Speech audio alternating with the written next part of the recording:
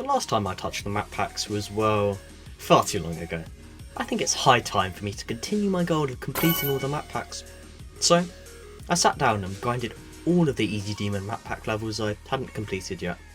Let's cut the yapping and hope my experience with these levels isn't as miserable as most people present them to be.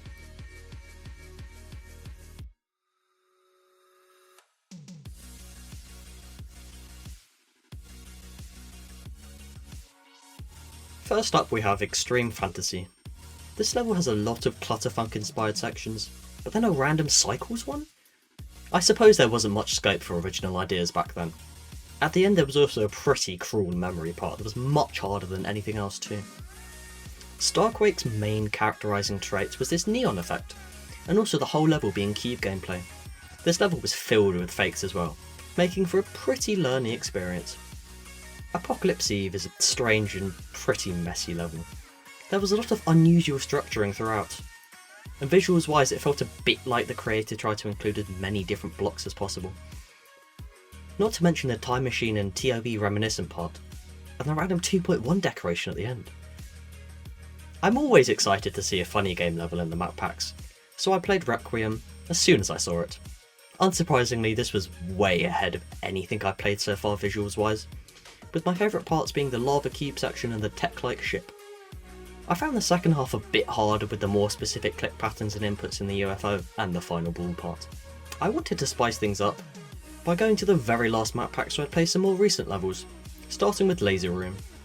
I quite enjoyed the fast-paced, mostly memory-based gameplay, with the fakes being far more creative than most older memory levels I've played.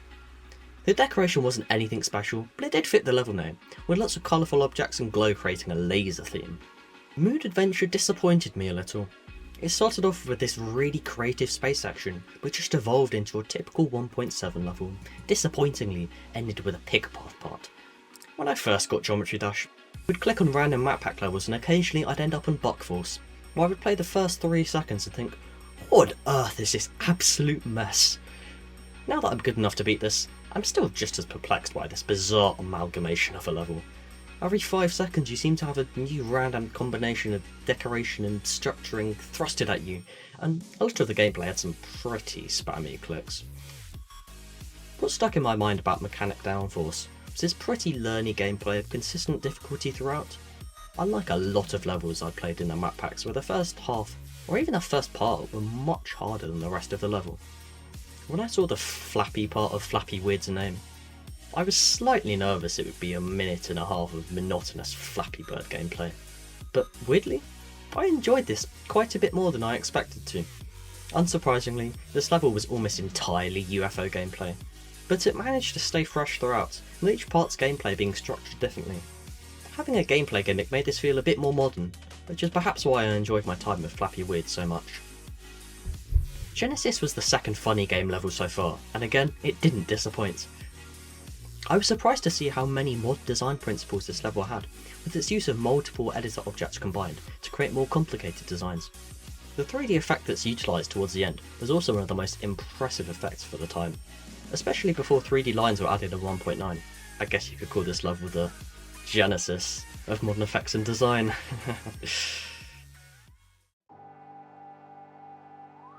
To be honest, by this point I was starting to get quite bored of the map packs.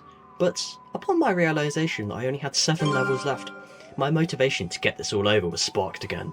I suppose the mundanity of these levels had me expecting I had much more time left with these levels still. The first level of the final stretch was Darnock Dynamics. Unsurprisingly, this level was heavily inspired from Electrodynamics, but I found it amusing how this level had noticeably less tight ship gaps than the original, despite this being a demon while Electrodynamics is an insane. There's lots of RobTop level remakes in the map packs, but Clutterstep is the only RobTop hybrid level. The playing experience would have been quite fun if it wasn't for my countless ending deaths at this awkward UFO corridor, and then the fake orb in the clump of orbs that forced your other inputs to be much more precisely timed. The first thing I remember when I played Steam Chamber was how similar the structuring of the gameplay felt to the level Laser Room, which, well, I've already mentioned. I wondered if something fishy was going on, but it seems like it was common knowledge at the time that Laser Room was inspired from this level. So Steam Chamber came first. Now, I did consider Lazy Room to be one of the best levels I've played so far, but in all honesty, I thought Steam Chamber was better in almost every way. As previously mentioned, the gameplay was very similar, but the exception to this was the middle, where Steam Chamber had this ball and mini-cube part that gave me Crystal vibes, which I preferred to Lazy Room's asymmetrical duel that looked a bit more basic. I also thought Steam Chamber's decoration was more consistently detailed throughout. Ice of Dawn is one of the few ice-themed levels in the map packs. I suppose, with a lot of the blocks added in 1.6, that was one of the first themes you could convincingly create. However, my favourite part deviated from that theme, with this darker colour scheme that gives me foresty vibes. And, last of all, I beat Absolute Zero. Fitting, because after this, the number of map pack easy demons left was absolutely 0. Anyway, ending on a good note, I enjoyed this quite a bit, although in hindsight, maybe I was eager to finish these levels. It was also refreshing to hear a song that wasn't clubstep. Visuals wise, I quite liked the drop, with its heavy air deco and blue lines, although this section did have 2 pretty elaborate fakes, which were a bit more confusing than anything else.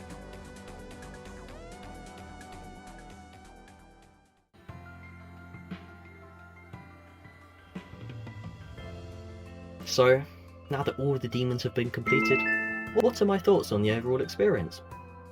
Well, I think they're pretty similar to when I beat all the insane map packs. The annoying and frustrating qualities of these levels are overstated, but in general they're mostly just quite boring.